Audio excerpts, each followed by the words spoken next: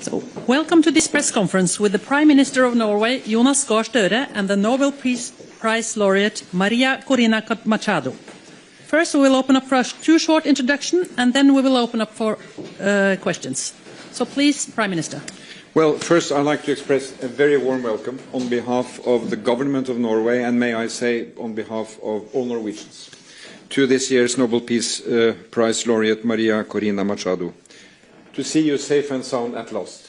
We waited for you, and I told you today that that Nobel ceremony was not without you. You had a tremendous presence in that hall, not only the picture, but also the voice of your daughter with reading your message. And the dinner at the hotel yesterday, where we all kind of were counting down to see you arriving in Oslo, was an emotional moment, and I think it brought your message, your story, and your struggle for democracy very close to the Norwegian public. And that was a strong moment, but all the better to see you here, standing today. You are heartily welcome. The Nobel Committee makes its choice on every year's prize, based on interpreting the will of Alfred Nobel. And I think this year's prize has a special significance by the very strong emphasis of the link between a democracy that works as a democracy and the way to freedom and peace. Not only between nations, but in nations. So in Venezuela, we have a situation where authoritarian regime is waging war on its people, with millions of refugees and injustice. And there cannot be peace until democracy and elections are respected. So that is the message that we are receiving of great importance for Venezuela, but also a message that has universal bearing. And this is all about fighting for fundamental human rights at a time when democracy is under threat. There are so many countries where this is relevant today. Unfortunately, there are fewer democracies, more authoritarian regimes. That is the trend. So I would like simply to salute you, Madam Laureate, for your struggle. It has cost you a lot. It costs you and your family and your people a lot. And I think what we heard from your daughter yesterday and from your family and the people who came here, thinking about those who are today in jail, those who suffered, those who have aspirations for democracy, that is a strong message of these Nobel Laureate Days in Oslo. But Maria, please, you have the floor. Thank you very much, Prime Minister, and thank you all. And I want to speak to the Norwegian people, to European people, to the Venezuelan people. I would say to all citizens of the world in this hour, and assure you that I am very hopeful Venezuela will be free, and we will turn a country into a beacon of hope, an opportunity of democracy, and we will welcome not only the Venezuelans that have been forced to flee, but citizens from all over the world that will find a refuge, as Venezuela used to be decades ago. And as I mentioned, well, María Corina read yesterday, I believe that our experience in Venezuela conveys to the world a testimony that certainly in order to have peace, you require democracy. Democracy is the system that enables peace in a society. But you cannot have democracy without freedom. And freedom is an individual decision, a rational decision. And it's the sum of these individual conscious decisions that bring that collective ethos that creates the force, the strength, and the courage to fight for freedom, to defend it when you got it. And that courage comes from the things that truly matter in your life, the things that you love. And when you feel that those things are most in danger, then the courage increases. That's why I am convinced that peace ultimately is an act of love. And that's what brought me here. The love of millions of Venezuelans for our country, for freedom, and for our children. And I believe there's no other generation in the history of Venezuela that loves more freedom, our family, and our soul, our territory, the possibility of actually being in your homeland, in moving freely in your homeland, because we have lost that. And as I mentioned to you, the force that brought this country, our nation together, was this longing that we want our children back home. And we will not stop until they do that. And we give them a country in which they can live with dignity, with justice, and the responsibility that comes with freedom. So we have great admiration for Norway's institutions and democracy. We shared benefits that nature has given us, and we admire the way this society has used them on behalf of your people. Quite the contrary of what has happened in Venezuela. So we have to learn, and we have used Norway as an example several times during these decades. And believe me, we will turn Venezuela into that energy, technological, and democracy hub of the Americas. And we count on you. And I long for that day, and we will host all of you in a bright, democratic, and free country. And it's going to be soon. So thank you very much, and very honored and grateful to the Nobel Committee for this recognition to the Venezuelan people, to a great movement. I'm just one of that millions of people that form it. And I do believe it is a recognition to democracy as well. So thank you very much. Thank you. So then we open up for questions, and the first question comes from the Norwegian broadcaster TV2. So, Fairuz Shamdid from TV2 in Norway. I have a question for you, María Corina Machado. You arrived just a few hours ago, and you got to reunite with your family in a very long time. How was that first meeting, and how has your first hours in Oslo been? Thank you.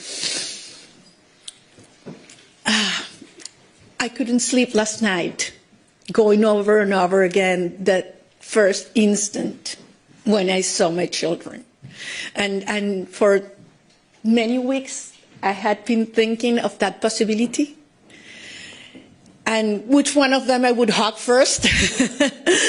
And to tell you something, I hugged them the three at the same time, and it's been one of the most extraordinary spiritual moments of my life. And that happened in Oslo, so I'm very grateful to this city, something I will never forget, because at the end, I'm just one of millions of Venezuelan mothers that are longing to embrace their children and are not able to do that. That brings us together. And I made a promise to them. I would come here on their behalf to receive the prize, and I will take that prize back to them, because we will make it what I experienced hours ago. We will make it a reality for every one of them, those that have their children in jail, persecuted, in exile. We will make that happen. The next question comes from the Swedish broadcaster, Sveriges Radio. Hello, David Rasmus on Swedish Radio. Yesterday, the US seized a ship outside the coast of Venezuela. Would you welcome a US military intervention in Venezuela? Look, some people talk about invasion in Venezuela, the threat of an invasion in Venezuela, and I answered, Venezuela has been already invaded. We have the Russian agents, we have the Iranian agents, we have terrorist groups such as Hezbollah, Hamas, operating freely in accordance with the regime. We have the Colombian guerrilla, the drug cartels that have taken over 60% of our populations, and not only involved in drug trafficking, but in human trafficking, in networks of prostitution.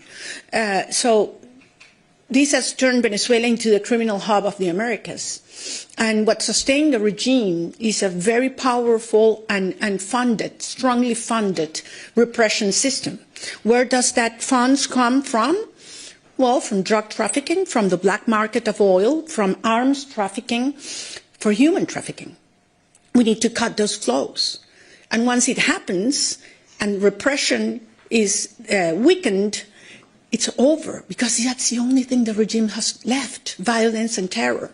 So we ask the international community to cut those sources, because the other regimes that support Maduro and the criminal structure are very active and had turned Venezuela into the safe haven for their operations into the rest of Latin America. Thank you. The next question comes from the Norwegian broadcaster NRK. From Norwegian Broadcasting. You have had meetings with politicians at the Norwegian Parliament and Prime Minister Støre this morning. Have you asked for any kind of support from the Norwegian government for your fight for democracy in Venezuela? We had a great conversation this morning, and I am very excited also with what I experienced at the Parliament. I am a former member of the Parliament, and to see an actual Parliament working, with representatives of parties in all the spectrum, passionately and respectfully defending their views is something I means so much. And yes, the answer is yes. Not only right now, we need to speak out, to tell the truth, so that people understand what our country is suffering, what our political prisoners are going through. Children in Venezuela only go twice a week to public schools because teachers earn $1 a day. So they have to get other jobs. So we have our children in the streets, and you know what it means in terms of their future and the risks they run. So yes, we need to speak out.